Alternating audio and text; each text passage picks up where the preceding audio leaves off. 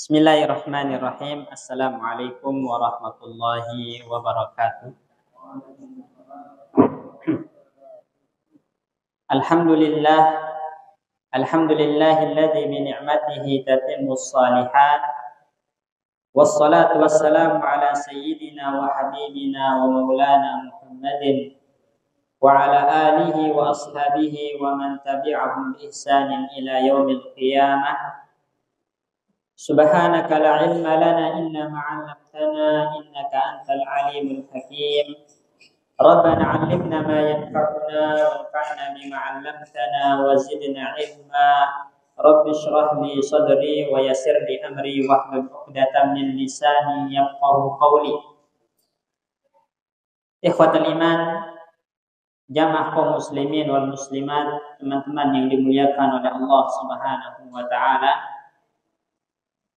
Alhamdulillah, dengan izin dan karunia dari Allah Subhanahu wa taala, di sore hari ini kita bisa duduk kembali di majelis ilmu. Maka semoga itu menjadi pertanda kalau kita adalah hamba-hamba pilihan. Kenapa? Karena kesempatan untuk menimba ilmu itu hanya bisa diberikan kepada asfiya, orang-orang yang dipilih oleh Allah Subhanahu wa taala. Banyak orang yang lebih cerdas daripada kita, namun Allah tidak berikan kesempatan kepadanya untuk menuntut ilmu, untuk duduk di majelis ilmu. Maka itu adalah hamba-hamba pilihan. Jadi bersyukur kita kepada Allah Subhanahu wa taala, di tengah-tengah kesibukan kita, Allah masih memberikan kita untuk duduk, kesempatan untuk duduk di majelis ilmu. Dan insya Allah kita akan lanjutkan kembali pembacaan kita terhadap kitab Qawaid Qur'aniyah, khamsuna qaidatan Qur'aniyatan fin nafsi wal hayat. 50 kaidah Quran terkait tentang kehidupan dan semua aspek yang kita jalani dalam hidup ini, dan terkait juga tentang jiwa kita, bagaimana membersihkan jiwa-jiwa kita. Kita akan masuk ke kaidah yang ke-11, yaitu kaidah yang diambil dari firman Allah Subhanahu wa taala dalam surat Thaha. Kaidahnya adalah Allah Subhanahu wa taala berfirman, "Wala yuflihus sahiru haitsu ata." Wala yuflihus sahiru haitsu ata. Para tukang sihir, dukun itu mereka tidak akan pernah menang dan tidak akan pernah beruntung dimanapun mereka berada. Kita ketahui, teman-teman sekalian, yang namanya sihir itu nyata, benar adanya. Termasuk salah satu dari beberapa hal yang bertentangan dengan kebiasaan manusia, benar nggak? Keluar dari kebiasaan manusia. Di dalam Islam ada beberapa hal yang bisa keluar dari kebiasaan manusia. Pertama, yang dikenal dengan irhasat. Irhasat itu istilahnya adalah muqaddimatul anbiya, muqaddimatul nubuwah, tanda kenabian. Misalnya pernah dengar enggak Rasulullah sallallahu alaihi wasallam ketika pergi ke Syam itu diikuti oleh awan, dinaungi oleh awan, gitu kan, enggak kepanasan, itu namanya irhasat. Karena sebelum jadi nabi, irhasat itu muqaddimahnya, pendahuluan kenabian. Kemudian ada nggak yang sering diikuti awan di sini biar kepanasan? Nggak ada. Maka itu keluar dari kebiasaan, gitu. Dinamakan irhasat. Kemudian ada yang namanya mukjizat. Ini pasti tahu. Mukjizat itu apa? Sesuatu yang khusus diberikan kepada nabi sebagai penguat atas kenabiannya, atau sebagai bukti atas kenabian dan kerasulannya. Itu mukjizat. Dan biasanya mukjizat itu sesuatu yang keluar dari kebiasaan manusia. Di antara mukjizat Rasulullah itu bisa membelah bulan. Itu ada yang bisa belah bulan di sini? Naruto katanya. Di antara mukjizat Rasulullah itu air bisa keluar dari jari jemarinya. Itu namanya mukjizat. Mukjizat Nabi Musa, tongkatnya dilempar berubah menjadi ular. ular yang besar. Itu mukjizat, hanya diberikan kepada para nabi, ya, diberikan kepada para nabi. Kemudian juga di antara yang keluar dari kebiasaan manusia itu namanya karomah, Pak. Nah, karomah itu diberikan kepada wali-wali Allah yang soleh. Jadi wali-wali Allah yang soleh. Ingat, diberikan. Jadi karomat itu bukan sesuatu yang bisa kita munculkan dengan sendirinya. Tapi karomah itu sesuatu yang Allah berikan. Sama kayak mujizat itu apa yang Allah berikan. Nah, kalau mujizat diberikan kepada Nabi, sedangkan karomah diberikan kepada para wali, orang-orang soleh. Ya. Nah, wali-wali Allah itu siapa? Ala inna awliya Allah humul muttaqun. Ketahuilah sesungguhnya wali-wali Allah itu adalah orang-orang yang bertakwa. Antum ini kalau orang mukmin bertakwa, maka bisa dikatakan wali Allah Subhanahu wa taala. Ya, bahkan mungkin bisa kita katakan pemuda yang bisa menjaga pandangannya sekarang dari wanita-wanita yang tidak halal untuk dilihatnya, itu dia adalah wali Allah. Nih, karena susah ya, benar nggak? Ini yang muda yang jomblo ini, ya mudah nggak? Mudah atau sulit untuk menundukkan pandangan dari perempuan? Susah. Makanya kalau antum bisa ya menundukkan pandangan karena takut kepada Allah Subhanahu wa taala, menjaga diri dari dosa yang terkait dengan wanita karena Allah Subhanahu wa taala, maka bisa jadi Anda adalah wali Allah. Ya, karena Anda bertakwa kepada Allah Subhanahu wa taala. Nah, dan juga karomah itu enggak mesti sesuatu yang sifatnya aneh-aneh yang keluar dari kebiasaan manusia. Bisa berjalan di atas air, bisa terbang. Ya, saya sholatnya di Mekah. Sholat asarnya di Mekah misalnya. Terus maghribnya di Indonesia. Enggak mesti seperti itu ya. Karomah ya. Ya.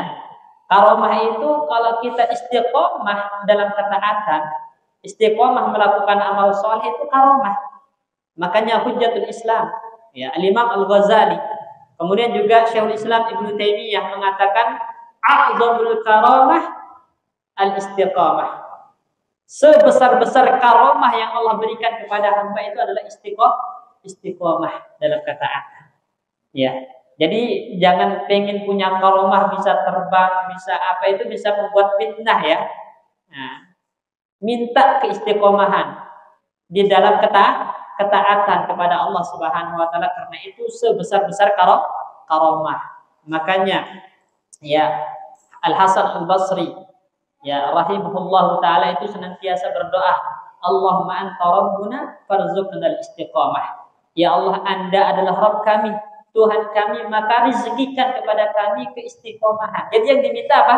Bukan bisa berjalan di atas air, ya, bukan bisa terbang, tapi yang diminta istiqomah. Karena untuk terbang itu mudah, beli tiket pesawat bisa terbang, ya, mudah sekarang.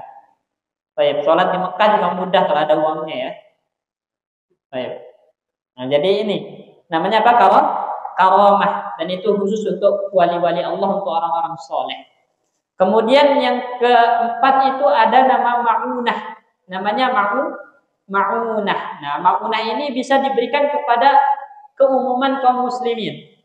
Ya, gambarannya misalnya ada yang pernah mengalami kejadian yang mungkin misalnya dia enggak kalau secara perkiraan itu pasti ditabrak gitu.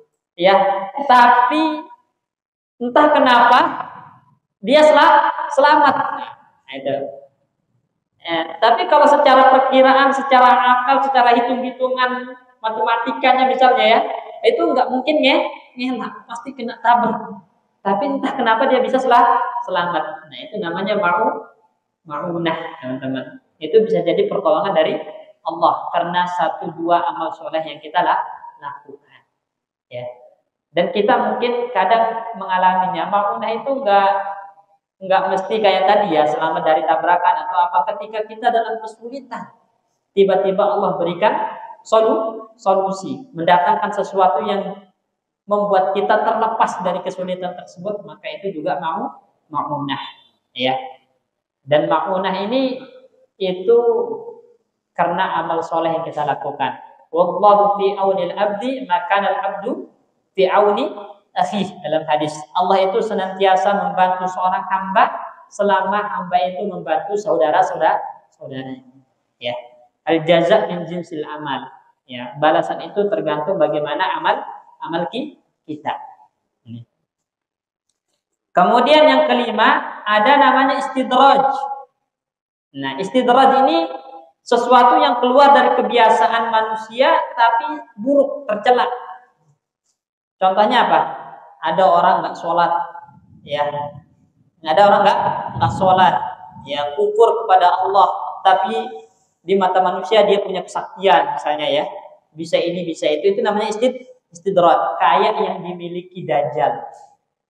Ya, tujuannya untuk menimbulkan fitnah. Ya, fitnah, ya. Ini. Kemudian yang terakhir itu sihir. Nah, sihir itu tercela. Sihir itu kan bisa menyakiti orang lain dari jarak jauh, benar nggak? Itu namanya sesuatu yang keluar dari kebiasaan. Kalau kita ingin nyakiti orang ya harus dekat-dekat kan, ditonjok atau apa gitu kan. Tapi kalau sihir bisa dari jarak jauh. Nah, ini keluar dari kebiasaan, ya. Dan itu sesuatu yang tercela. Kenapa? Karena sihir itu tidak mendatangkan manfaat sama sekali.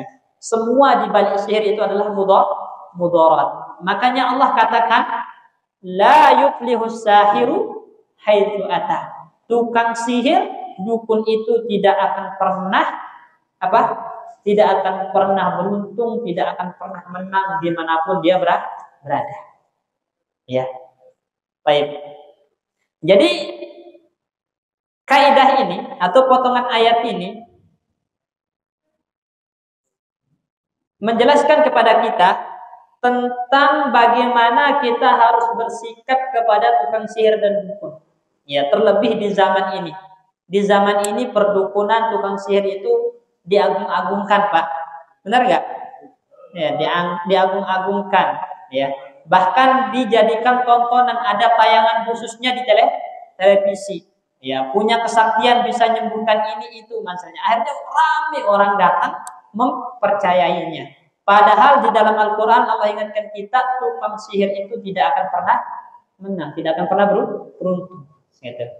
Makanya ini ingat peringatan dari Allah Subhanahu Wa Taala kepada kita orang-orang di zaman ini supaya jangan mudah tertipu dengan ya tingkah laku dan sesuatu yang aneh-aneh yang dilakukan oleh tukang sihir. Karena sihir ini bukan sesuatu yang baru, ya. Sihir ini udah ada dari semenjak zaman Nabi siapa? Nabi Sulaiman alaihissalam. Jauh-jauh, ya udah ada, ya.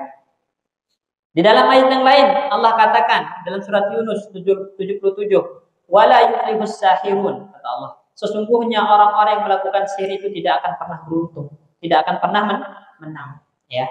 Jadi kalau kita lihat bagaimana konteks ayat ini, maka lengkapnya itu bercerita tentang Nabi Musa alaihissalam. Ya.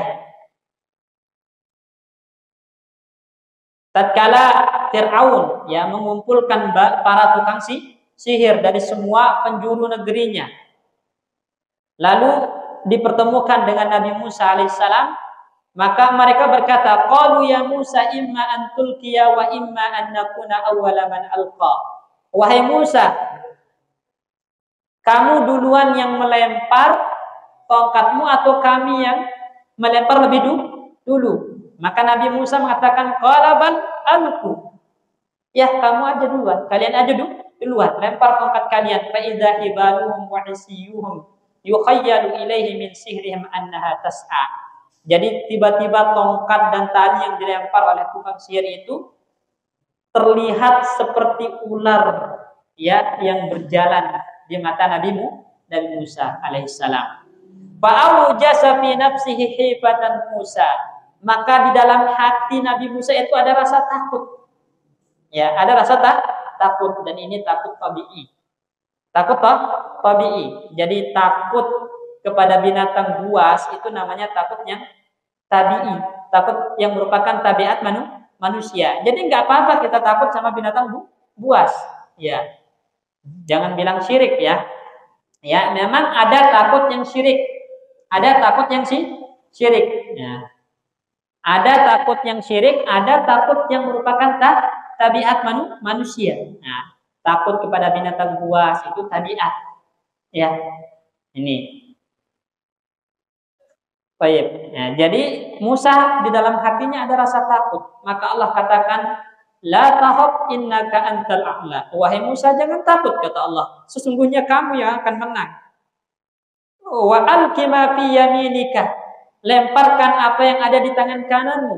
Talqaf ma sana'u, maka akan melumat habis ular-ular yang mereka buat tersebut. Ya, kenapa innama sana'u kaidu sahirin? Karena yang mereka buat itu hanya tipu daya tukang sihir. Dan tipu daya tukang sihir itu dalam kekuasaan Allah lemah. Karena yang bisa mendatangkan manfaat mudarat itu siapa? Allah. Allah kalau izinkan tukang sihir bisa memudaratkan, bisa. Tapi kalau nggak diizinkan, tidak akan mampu. Ya, wala yuflihus sahiru haitsu ata, kata Allah. Dan tukang sihir itu tidak akan pernah menang dimanapun dia berada. Baik.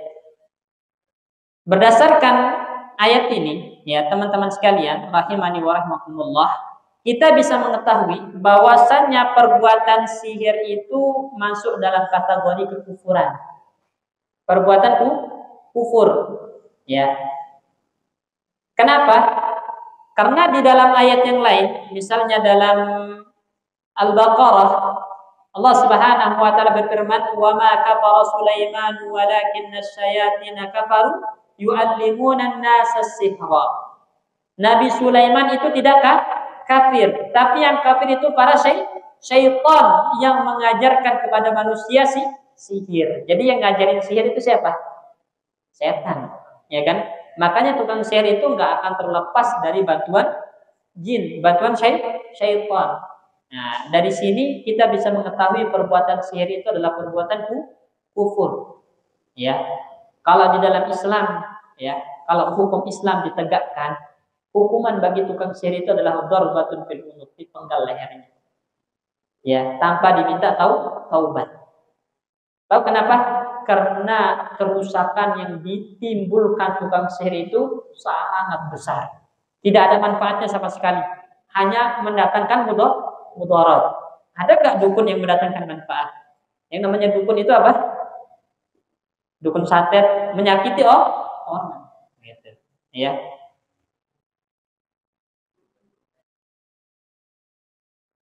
Makanya Allah katakan, wa ma hum bidarrina bihi min ahadin illa biidznillah. Tukang sihir itu tidak bisa memudaratkan siapapun kecuali dengan izin Allah.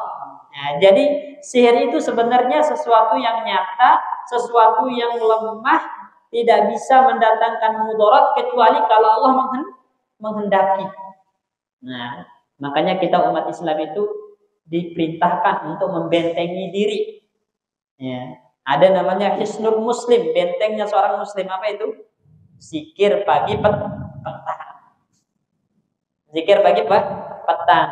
Nah, orang yang rajin zikir pagi petang itu insya Allah akan terbentengi dari tindak tanduk tukang sihir dan gangguan syaitan. Ya, karena mereka tidak bisa memudaratkan kecuali dengan izin Allah Subhanahu wa taala. Wa yata'allamuna ma yadurruhum wa la yanfa'uhum. Tukang sihir itu mempelajari sesuatu yang memudaratkan mereka, memudaratkan orang lain dan enggak mendatangkan manfaat sama sekali. Enggak mendatangkan manfaat sama sekali. Wa laqad 'alimu laman ishtarahu ma lahu fil akhirati min khalaq.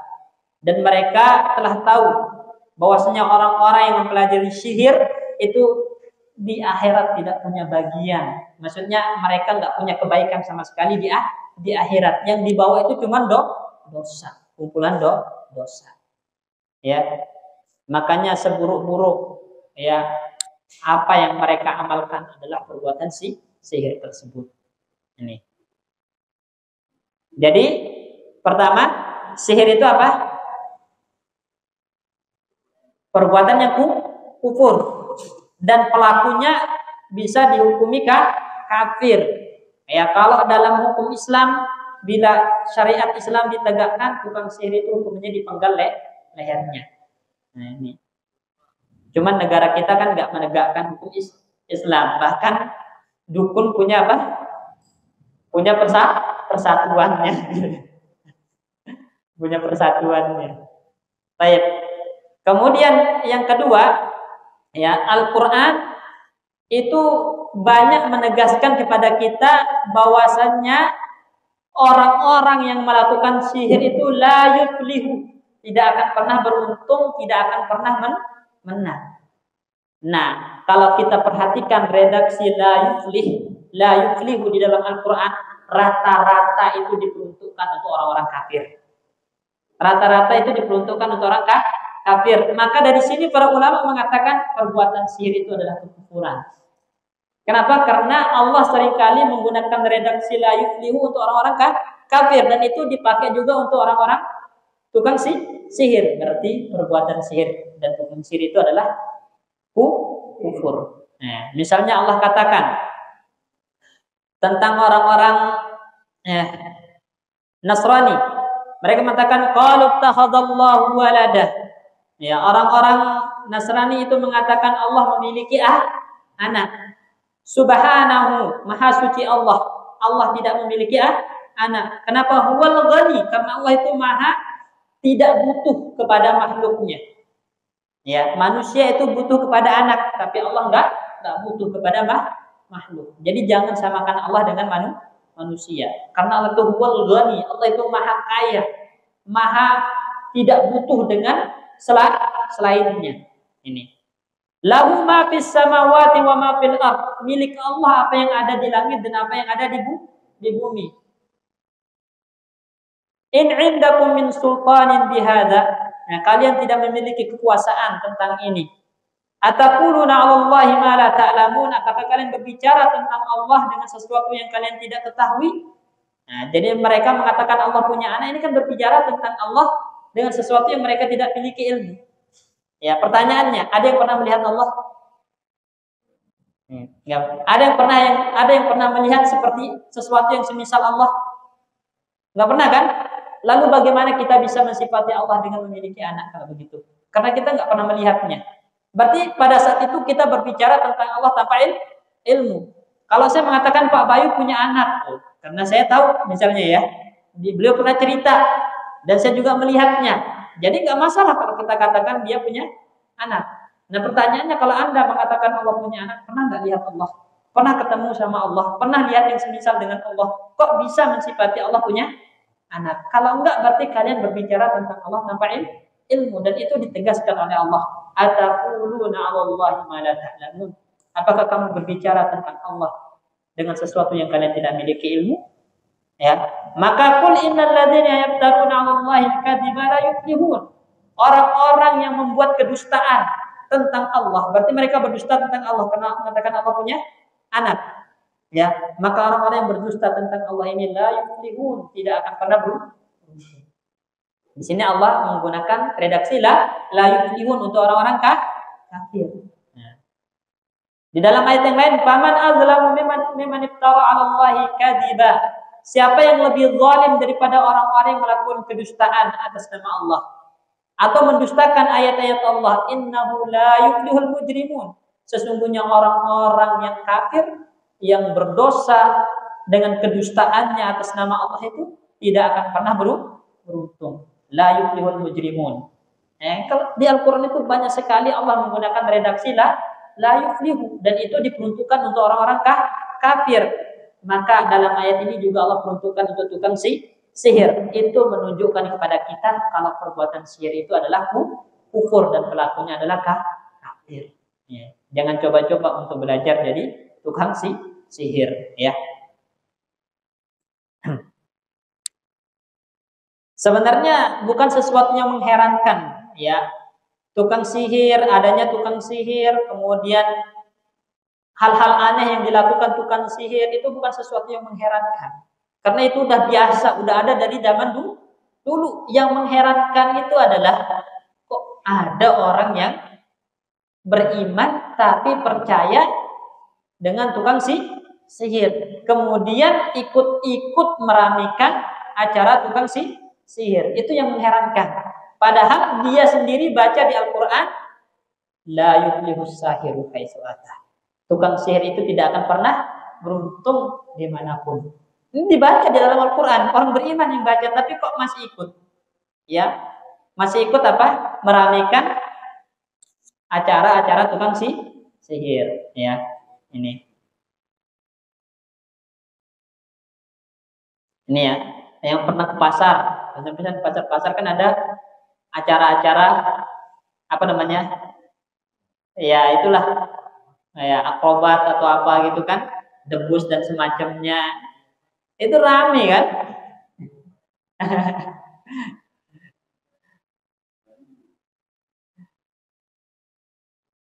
Nah, dan itu juga kekeliruan yang fatal ya Pak ya.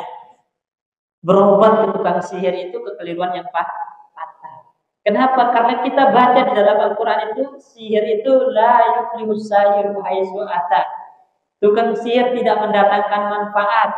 Yang ada di balik sihir itu semuanya mudarat, mafsadat, kerusakan, gitu kan? Maka ngapain kita harus berobat ke tukang sihir? Di antara rahmat Allah kepada hambanya, Allah itu tidak menurunkan penyakit kecuali melainkan ada obatnya. Dan gak mungkin Allah menjadikan obat itu ada dalam sesuatu yang haram. Benar gak? Gak mungkin Allah jadikan obat itu ada dalam sesuatu yang haram. Pertanyaannya, sihir halal atau haram? Haram. Gak mungkin Allah jadikan obat ada di yang haram. Kalaupun ada 1-2 orang misalnya yang berhasil, itu istidraj. Apa namanya? Istidraj. Allah ingin jadikan dia terus berada dalam kesesatannya. Karena dari awal dia percaya dengan sesuatu yang kufur, maka Allah uji dia terus dengan dibiarkan percaya kepada kekufuran. Kalau dari awal orang beriman punya prinsip, saya nggak percaya dengan tukang sihir, karena nggak mungkin sihir mendatangkan manfaat. Di dalam Al-Quran dengan jelas Allah mengatakan mereka mempelajari sesuatu yang memudaratkan. Maka ngapain cari obat ke tukang sihir? Ya, baik. Saya perhatikan di sini, saya mengatakan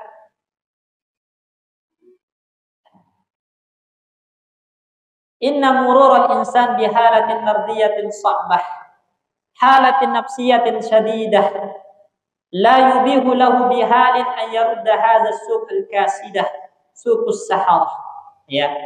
Sesungguhnya orang yang ridho ya dengan tindak tanduk tukang sihir, kemudian dia ikut serta meramaikan ya perbuatan-perbuatan sihir dengan mempercayai hal-hal tersebut, ya, maka orang-orang semacam ini tidak akan pernah beruntung.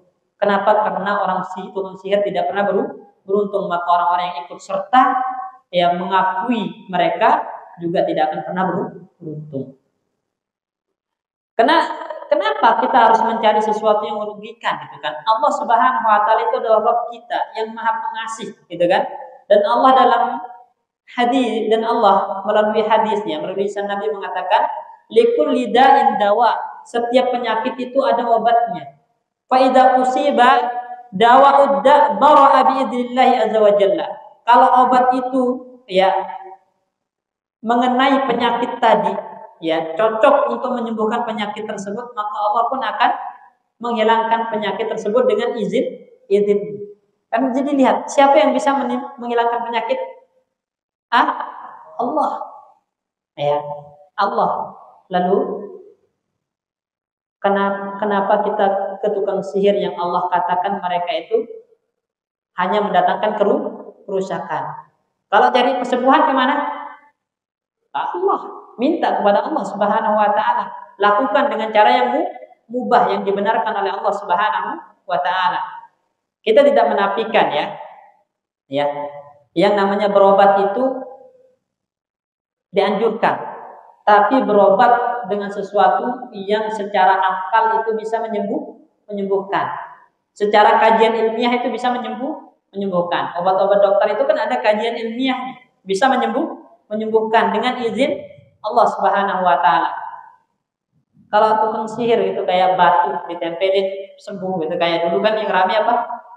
Ya batu itu kan. Batu itu secara akal bisa nyembuhin nggak? Coba. Secara akal gitu. Enggak kan? Jadi batu itu bukan sebab kesembuhan gitu loh. Terus banyak yang rame ngantri nyari kesembuhan. Nah, ini enggak benar. Ya, enggak benar. Ya, karena apa? Kalau mau cari kesembuhan itu memang pertama kepada Allah. Kemudian yang kedua ikhtiar dengan melakukan sebab-sebab yang secara akal itu bisa menyembuhkan. Kalau enggak, maka itu didasari kepercayaan kalau tukang sihirnya bisa menyembuhkan, dan itu syirik. Ya, Allah katakan Nabi Shallallahu Alaihi Wasallam dalam hadis Abu Hurairah mengatakan, ma anzalallahu da'an illa anzalalahu syifa. Allah tidak menurunkan penyakit kecuali Allah pasti menurunkan penawarnya, obatnya. Jadi nggak ada penyakit yang nggak sembuh. Ya, nggak ada namanya penyakit yang nggak bisa disembuhkan. Semua penyakit itu ada obatnya, kecuali kematian. Ya, kecuali kematian. Kalau mati itu nggak ada obatnya. Cuman begini, jamaah sekalian rahimani wa rahmatullah. Dalam menyikapi sakit itu seorang mukmin itu harus bijak. Ya. Pertama, dia harus memandang yang namanya penyakit itu sebagai apa? Sebagai rahmat dari Allah. Karena dengan rasa sakit Allah ingin menghapus dosanya, menggugurkan dosanya. Kemudian Allah ingin mengangkat derajatnya. Kemudian yang kedua, ya, kita ketika sakit itu terus berobat bukan berarti menafikan kesabaran. Jelas ya? Ya, berobat itu bukan berarti menafikan kesabaran. Karena dalam hadis Nabi sendiri mengatakan setiap penyakit ada obatnya. Dan kita mencari kesembuhan dengan melakukan ya sebab-sebab yang mendatangkan kesembuhan, dan itu secara akal diterima. Secara akal diterima, ya.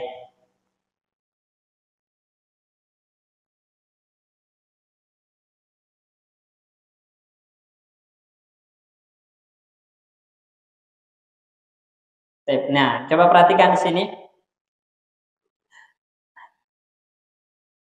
Saya mengatakan wali azimi darar as-sihri faqad harramathu jami'us syara'i. Karena besarnya mudarat yang ditimbulkan oleh sihir itu haram dalam semua syariat. Bukan Islam doang yang mengharamkan sihir. Semua agama langit itu mengharamkan sihir. Nabi Sulaiman dalam surat Al-Baqarah itu jelas-jelas mengatakan apa? Wa ma kafara Sulaiman walakin syayatin kafaru yu'allimuna an-nasa sihra. Jadi Sulaiman enggak kufur, yang kufur itu adalah setan yang mengajarkan sihir. Berarti dari awal Nabi Sulaiman itu apa? Dalam syariatnya mengharamkan sihir, karena itu sesuatu yang diajarkan oleh syaitan. Ya.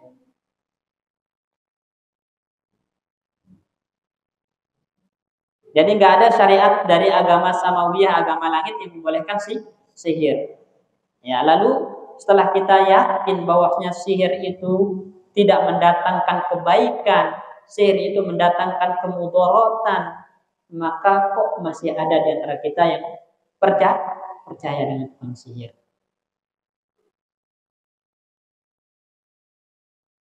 Ya, maka sikap kita setelah mengetahui ini apa? Pertama, al-bu'du, menjauh dari mendatangi kelompok orang-orang semacam ini yang Allah nafikan dari mereka apa? Keselamatan dunia akhirat, keberuntungan dunia akhirat. Ya, tukang sihir itu nggak akan pernah beruntung dunia akhirat, maka kita menjauh dari orang-orang semacam itu. Ya, kenapa? Karena bagaimana mungkin kita mengharapkan manfaat dari orang yang Allah hukumi mereka sebagai orang-orang yang tidak akan beruntung dunia akhirat. Ya. Nih.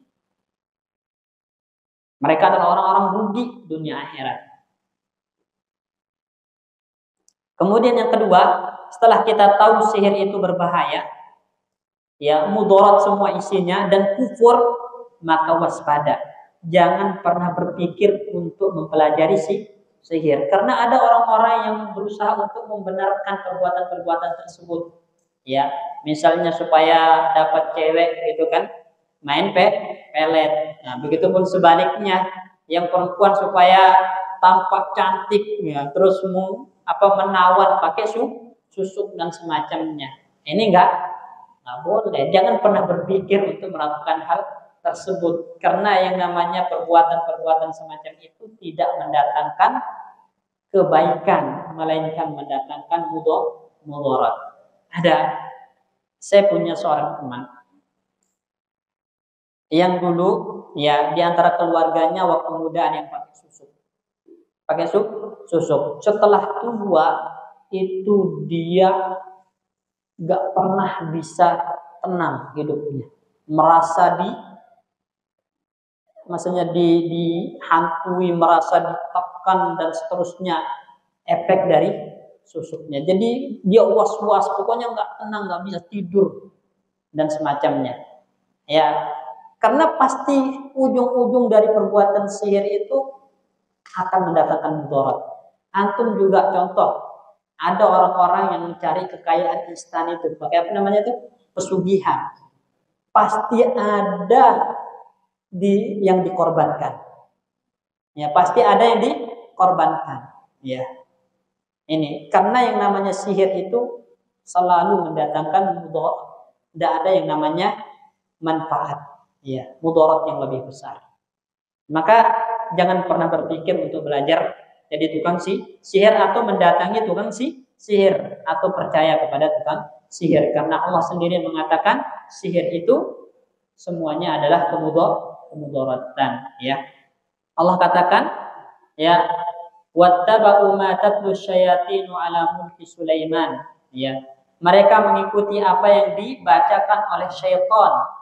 Ya, wa ma kafara Sulaiman walakinna syayatina kafaru. Sulaiman itu tidak kufur, tapi yang kafir itu setan. Yu'allimuna an-nasa sihra, karena mengajarkan kepada manusia sihir. Ya, jadi intinya yang namanya sihir itu semua pasti di belakangnya ada syaitan, ada jin-jin yang jahat, dan mereka itu membantu bukan sukarela. Benar nggak? Pasti ada yang diinginkan sebagai timbal baliknya. Nah, maka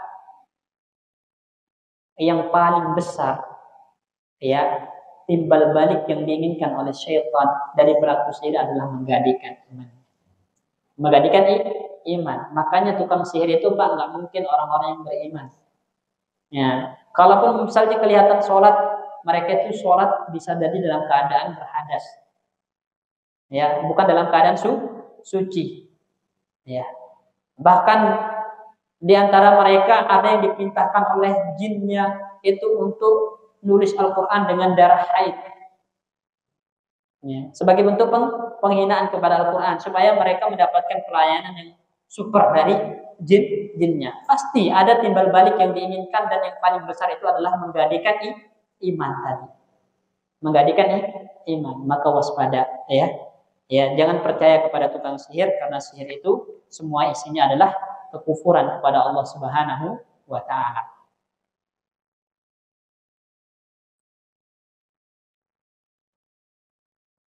Nah, kalau kita tahu sihir itu berbahaya, ya jangan coba-coba untuk menjadi obat ke orang pintar, gitu kan? Alaihissallahu bikafin abdah, bukankah cukup bagi kita Allah? Ya, bukankah Allah Subhanahu wa taala yang menyembuhkan? Bukankah Allah yang memberikan penyakit? Maka kenapa kita harus meminta kepada sesuatu yang tidak bisa mendatangkan mudarat dan manfaat? Seharusnya kita minta kepada siapa? Allah Subhanahu wa ta'ala. Ya, oleh karena itu daripada antum datang ke jampi-jampi tukang sihir, antum baca Al-Quran sendiri dengan harapan bisa menyembuh, itu lebih baik. Kenapa? Karena Allah turunkan Al-Quran itu hudan wa syifaa, sebagai petunjuk dan penyembuh. Makanya dalam hadis disebutkan, ya ada orang yang tersengat kalajengking kemudian sakit, diruqyah bacakan Al-Fatihah kemudian sembuh. Ya enggak? Ya, para ulama mengatakan berdasarkan hadis ini bahwasanya surat Al-Fatihah itu diantara namanya adalah syifa. Asy-Syifa. Surat apa? Surat yang menyembuhkan. Ibnu Qayyim rahimahullahu taala mengatakan kalau Anda sakit, sebelum Anda datang ke dokter, ke tabib, itu pertama kali yang Anda lakukan apa? Bacakan surat Al-Fatihah ya di tempat yang sakit. Dengan izin Allah Subhanahu wa taala Allah bisa menyembuhkan karena Allah menurunkan Al-Qur'an itu sebagai penyembuh. Maka seorang mukmin itu harus lebih percaya kepada kalam Allah, firman Allah daripada jampi-jampinya tukang sihir. Cuman nggak tahu ya, apa memang kita orang Indonesia dari dulu diajarkan kayak kata orang tua, berobat ke sini di tukang pintar, orang pintar gitu ya. Nah, udah ditanamkan. Nah, dan tapi sekarang kita tahu ya Al-Qur'an mengajarkan kepada kita bahwasanya tukang sihir itu tidak akan pernah beruntung, maka jangan cari kesembuhan kepada tukang sihir. Ya, berobat itu apa? Kepada sesuatu yang memang sebab kesembuhan secara akal gitu ya. Secara akal. Ya, baik. Misalnya tukang sihir itu biasanya ngasih apa ya? Ngasih air putih, tapi nggak tahu apa yang dibacakan. Ya. Antum bacakan Al-Fatihah di air ini, terus antum minum, ya, lebih baik daripada apa? Nah, air yang dijampi-jampi tukang sihir yang antum nggak tahu dia baca apa, gitu kan? Ya. Ruqyah itu nggak harus kepada ustadz ya. Ngeruqyah itu nggak harus datang ke ustadz. Kita itu bisa meruqyah diri sendiri. Makanya di dalam hadis ya yang mendapatkan jaminan masuk surga tanpa dihisab itu adalah diantaranya apa? Alladzina la yastarqun. Itu mereka orang-orang yang tidak pernah minta diruqyah. Ya. Artinya apa? Kalau dia ingin diruqyah, maka dia meruqyah dirinya sendiri. Nah, kenapa dia nggak minta diruqyah oleh orang lain? Itu menunjukkan ruqyah itu afdalnya kita lakukan diri sendiri. Kalau kita bisa baca Al-Quran, insya Allah bisa baca Al-Quran semua ya. Ada yang nggak bisa baca Al-Quran? Jangan malu ya. Kalau nggak bisa belajar, masa orang Islam nggak bisa baca Al-Quran? Ya, kita harus malu kepada Allah Subhanahu Wa Taala. Ya, kita nggak bisa baca Al-Quran itu harus malu. Kenapa? Kadang kita orang tua ini ya, itu lebih malu anaknya nilai matematikanya jelek, bahasa Inggrisnya jelek daripada apa? Nggak bisa baca Al-Quran, ya sholatnya nggak becus, bener nggak? Banyak orang yang terpaku kepada bagaimana kata orang, pandangan tetangga, anaknya kok nggak kuliah, anaknya kok matematikanya jelek, bahasa Inggrisnya jelek, nggak bagus nilainya. Kita lihat tuh pendidikan agamanya nilainya 90 semua nggak dilihat, tapi dilihat apa? Nilai umumnya. Ya, itu keliru. Nah, kita harus lebih malu kepada Allah daripada kepada mata manusia. Malu kepada Allah anak kita nggak bisa baca Al-Quran. Ya, malu kepada Allah anak kita nggak becus sholatnya. Ya, nggak menjaga hubungannya dengan Allah Subhanahu Wa Taala.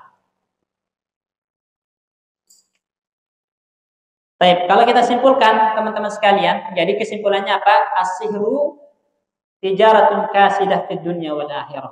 Sihir itu adalah perdagangan yang rugi dunia akhirat. Jadi kalau ada orang cari uang dengan sihir itu pasti rugi dunia akhirat. Pasti rugi. Ya, makanya antum ada nggak tukang sihir yang kaya? Ya, itu yang pesugihan itu ngapain ngasih orang gitu kan? Kenapa nggak buat dirinya sendiri biar kaya gitu? Ya, ini. Jadi yang namanya sihir itu adalah perniagaan yang apa? Yang rugi dunia akhirat. Kalau memang kelihatan duitnya banyak gini, itu secara zahir, ya, secara zahir bisa jadi. Nah, di baliknya itu banyak hal yang membuat dia harus mengeluarkan duit banyak karena nggak berkah harta yang diperoleh. Ya, kemudian yang kedua, sihir itu adalah kekufuran. Sihir itu adalah kekufuran dan pelakunya kafir. Kenapa? Karena banyak tukang sihir itu mengklaim dirinya tahu perkara gaib. Benar nggak? Ya, tukang sihir itu banyak mengklaim dirinya atau perkara gaib. Kayak apa yang dulu yang di TV yang meramal-meramal masa depan atau apa gitu tuh. Ada itu. Nah, itu tuh tukang sihir kayak gitu. Padahal Allah di dalam Al-Qur'an mengatakan, "Qul la ya'lamu man fis samawati wal ardil ghaiba illallah." Tidak ada yang tahu tentang perkara gaib di dunia maupun di langit kecuali Allah. Jadi perkara gaib itu hanya Allah yang tahu. Ya. Antum mati kapan, di mana, kiamat terjadi kapan, itu hanya Allah yang tahu. Kalau ada yang mencoba untuk meramal tahun sekian, nah itu tukang sihir itu. Maka termasuk orang yang paling kafir karena mengklaim dirinya tahu perkara gaib. Ya. Kemudian yang ketiga, seorang mukmin itu tidak mungkin imannya kuat, tidak mungkin imannya sempurna kalau dia itu sering mendengar ucapan tukang sihir dan percaya kepadanya. Makanya kalau ke pasar-pasar itu lihat ada tukang obat melakukan atraksi itu jangan ditonton, ya, jangan ikutan mendengar. Kenapa? Karena itu menunjukkan kalau kita setuju. Seorang mukmin harus mengingkari. Nah, semakin ramai yang menonton kan semakin menampakkan sihirnya, dan banyak orang yang tertipu seakan-akan itu sesuatu yang lumrah, sesuatu yang biasa. Padahal Islam mengatakan itu sesuatu yang terlarang. Ini. Jadi kalau mukmin yang kuat imannya, ketika dia melihat semacam itu diingkari. Kalau nggak bisa dengan lisan, nggak bisa dengan tangan, minimal dengan hati, dia tidak ikut serta untuk melihat mendengarnya. Ya, makanya dalam hadis disebutkan man atakahinan, kata Nabi, barang siapa yang datang ke dukun, fasaddaqahu bima qala, kemudian membenarkan apa yang diucapkan dukun tersebut, maka Allah tidak akan menerima salatnya 40 hari. Ya. Ini. Lalu yang keempat, bagaimana cara kita bisa mematikan sihir? Maksudnya supaya sihir ini tidak merajalela, tersebar, bijtinabihi, dengan menghindarinya. Ya, menghindarinya, enggak ikut serta mendengar, menonton, melihatnya. Di koran jangan dibaca. Ya, di televisi jangan ditonton. Kemudian kalau di website jangan ikutan mengakses website sihir. Ya pokoknya di semua tempat kita jangan ikut serta meramaikan mereka, karena dengan meramaikan berarti kita ikut andil membuat sihir tersebar merajalela. Ya, terutama ini Pak. Ya, sekarang itu sihir itu disebarkan itu melalui film-film kartun. Ya, anak-anak itu udah diajarkan ya. Ya, simsalabim. Wah, itu kan ada. Ya, apa? Itu nanti anak-anak akan mengira yang namanya sihir itu biasa aja. Nah, karena dipertontonkan menjadi sesuatu yang lumrah menurut mereka nanti. Kalau makanya kita dituntut untuk menanamkan dalam diri anak kita, ini sesuatu yang haram, ini sesuatu yang keliru, ini sesuatu yang salah, ini sesuatu yang terlarang. Jangan ditonton, jangan dilihat, jangan dipercayai. Benar nggak? Ini sekarang kan mulai mainan-mainan juga tongkat sihir, ada nggak? Ada. Itu nanti anak-anak akan berpikir kalau sihir itu sesuatu yang biasa. Begitulah ya para ya pemuja-pemuja syaitan itu menyebarkan ya ideologi tentang kalau sihir itu adalah sesuatu yang baik, padahal itu sesuatu yang buruk. Ya, kembalikan anak kita kepada Al-Qur'an. Baik. Azan jam berapa? 1 menit lagi ya. Mungkin kita cukupkan sampai sini. Barakallahu fikum, jazakumullah khairan. Kita tutup dengan doa. Assalamualaikum warahmatullahi wabarakatuh.